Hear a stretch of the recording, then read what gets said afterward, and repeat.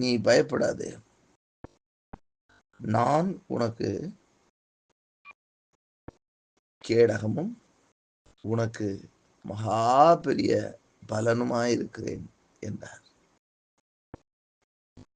ஆபிரகாமே, நீ பயப்படாதே, நான் உனக்கு கேடகமும் உனக்கு மகா பெரிய பலனுமாயிருக்கிறேன் என்றார். கர்த்தருக்கு மகிமை உண்டாகட்டும். நம்முடைய ஆண்டவர் நம்மை நன்றாய் அறிந்திருக்கிற ஆண்டவராக இருக்கிறார். ஆகவேதான் ஆபிரகாம் கலங்கி போய் நிற்கிறார். தன்னுடைய வாழ்க்கையில ஆண்டவர் அழைத்தார், நான் உன்னை பெரிய ஜாதி ஆக்குவேன் என்று அழைத்தார்.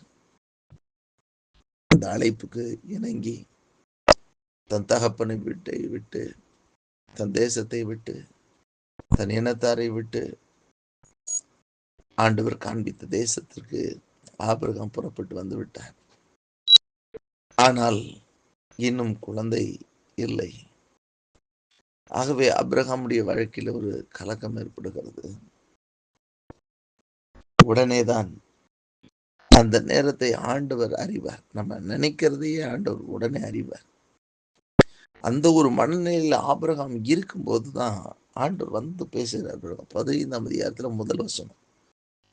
அங்க 15ஆம் அதிகாரத்துல முதல்ல ஆபிரகாம் கேட்கல, அதுக்கு அடுத்த வசனம் அவருடைய மனநிலைமை என்னன்றது வெளிப்படுது பாருங்க. ஆபிரகாம் ஆண்டவர் முன்னாடியே சொல்லிட்டார், நீ பயப்படாத, நான் உனக்கு கேடகமும் உனக்கு மகா பெரிய பலனுமா இருக்கிறேன்னு சொன்ன உடனே ஆபிரகாம் அதற்கு சொன்னான், கர்த்தராகி ஆண்டவரே, அடி எனக்கு என்ன தருவீர், நான் பிள்ளை இல்லாமல் இருக்கிறேனே, தமஸ்கு ஊரானாகிய இந்த எலியேசர் என் வீட்டு விசாரணை கர்த்தனா இருக்கிறானே என்றார். பின்னும் ஆபிரகாம் தேவரீர் எனக்கு புத்திர சந்தானம் அருளவில்லை, இதோ என் வீட்டில் பிறந்த பிள்ளை எனக்கு சுதந்திரவாளியாய் இருக்கிறான் என்றான். கர்த்தருக்கு மகிமை உண்டாகட்டும். ஆண்டவர் இந்த மனநிலைமைகளை அறிந்ததுனால ஆபிரகாம் ஆண்டவர் தேடி வந்து ஆண்டவர் ஆபிரகாமோட பேசுறாரு.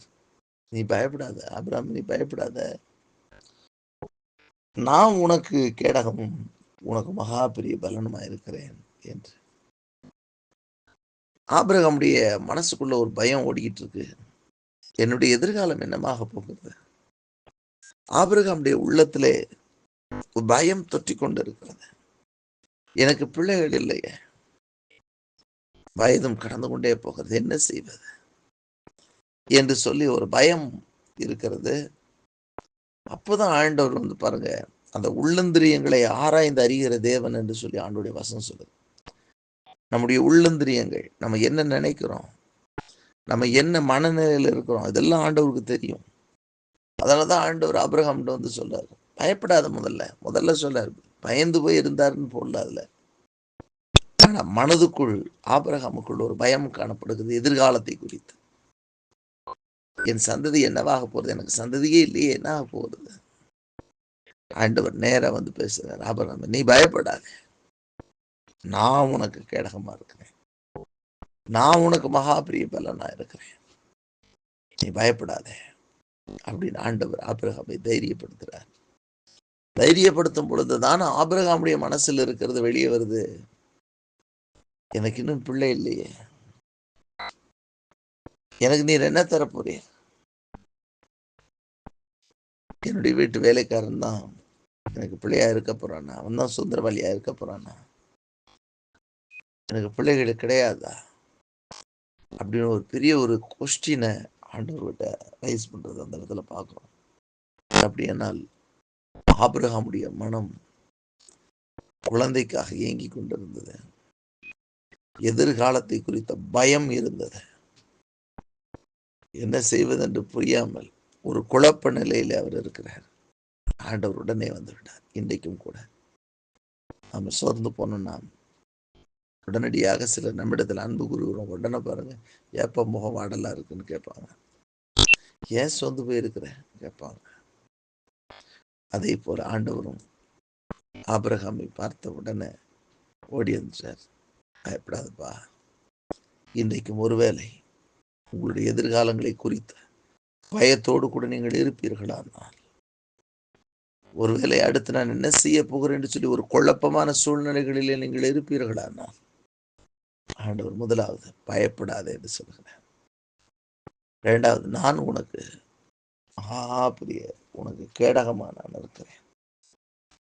நான் உனக்கு கேடகமா, உனக்கு பாதுகாப்பு நான் தான்ப்பா, கவலைப்படாத. மூன்றாவது சொல்றார், உனக்கு மகா பெரிய பலனா இருக்கிறேன். நான் தான் உன்னுடைய ஸ்ட்ரென்த், நான் தான் உன்னுடைய பலன். ஆகவே நீ பயப்படாதே என்று சொல்லி ஆண்டவர் ஆபிரகாமை தைரியப்படுத்தின தேவன், ஆபிரகாமை உற்சாகப்படுத்தின தேவன், இன்றைக்கும் கூட நம்மையும் தைரியப்படுத்துகிறார், உற்சாகப்படுத்துகிறார்.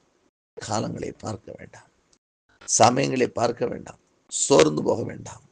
நான் உனக்கு மகா பெரிய பலனா இருக்கிறேன்னு சொல்லி ஆண்டவருடைய வார்த்தை வருகிறது. ஆபிரகாமை தைரியப்படுத்தினவர் இன்னைக்கு உங்களையும் தைரியப்படுத்துகிறார். ஆபிரகாமை பார்த்து பயப்படாது என்று சொன்னார், உங்களையும் பார்த்து பயப்படாது என்று சொல்லுகிறார். ஆபிரகாமுக்கு கேடகமாய் இருந்தவர் நமக்கும் கேடகமாய் இருப்பார். ஆபிரகாமுக்கு பெரிய பலமாய் இருந்தவர் நமக்கும் பலனாய் இருக்கிறார்.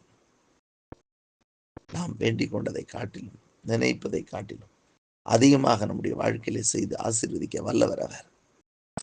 அவரால் செய்யக்கூடாத காரியம் என்று ஒன்றுமே கிடையாது. சகலத்தையும் அவர் செய்து முடிக்கிற தேவன் அவர். அவர் செய்வார். அவர் சொன்னதை செய்து முடிக்கிற தேவன் அவர். அவர் செய்வார். அவர் கூட இருந்து ஆசீர்வதிப்பார், பலனா இருப்பார். ஆபிரகாமுடைய வாழ்க்கையில 100 வயதிலும் சொன்ன வாக்குத்தத்தை நிறைவேற்றி இன்றைக்கும் எண்ணிறந்த பிள்ளைகளை பெறச் செய்த தேவன், இன்றைக்கும் ஒவ்வொரு ரட்சிக்கப்படுகிற ஒவ்வொரு ஆபிரகாமின் சந்ததியில் அழைக்கப்படத்தக்கதாக கர்த்தர் மகா பெரிய கிருபைகளை ஆண்டவர் கொடுத்தார். இன்றைக்கு நமக்கும் அதை அருள வல்லவராக இருக்கிறார். நமக்கும் அப்படிப்பட்ட ஆசீர்வாதங்களை கொடுக்க வல்லவராக இருக்கிறார். அவர் உங்களுக்கு மகா பெரிய பலனாக இருப்பார். ஆண்டவர் தைரியப்படுத்துகிற தேவன், நமக்கு கேடகமாக இருப்பார். நம்ம எந்த சத்துருக்களும் எந்த பொல்லாத வல்லமைகளும் மேற்கொள்ளாதபடிக்கு நமக்கு மகா பெரிய கேடகமாக இருப்பார், மகா பெரிய பலனா இருப்பார், நமக்கு கேடகமாக இருப்பார். உங்களுக்கு அவரே கேடகம். சங்கீதக்காரன் சொன்னார், நீரே என் கேடகம், நீரே என் கோட்டை என்று சொன்னார். இங்கு ஆண்டவரே சொல்லுகிறார் ஆபிரகாமே, நான் உன் கேடகம் என்று சொல்லுகிறார். பயப்படாது, நான் உனக்கு கேடகம். நம்ம எந்த ஒரு ஆயுதங்களும் வந்து அவ்வளவு எளிதாக தொட்டுவிட முடியாது. எளிதாக அல்ல, தொட முடியாது. உன்னை தொடுகிறவன் என்னுடைய கண்மணியை தொடுகிறான் என்று சொல்லி ஆண்டவர் வார்த்தை சொல்லு. பயப்படாதிருங்க, கர்த்தர் உங்களை நடத்துவார். அவரே உங்களுக்கு கேடகம், அவரே நமக்கு கேடகம், அவரே நமக்கு மகா பெரிய பலனா இருக்கிறார். சோர்ந்து போகாதிருங்கள், ஜெபிப்போம்.